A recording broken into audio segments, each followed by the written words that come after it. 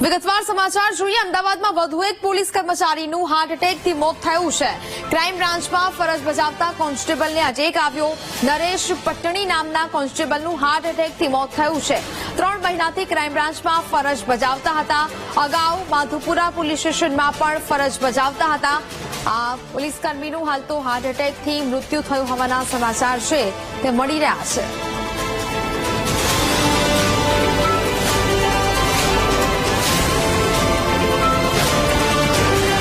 તો અમદાવાદમાં વધુ એક પોલીસ કર્મચારીનું હાર્ટ એટેકથી મોત થયાના સમાચાર છે તે મળી રહ્યા છે। ક્રાઇમ બ્રાન્ચમાં ફરજ બજાવતા કોન્સ્ટેબલને હાર્ટ એટેક આવ્યો હતો।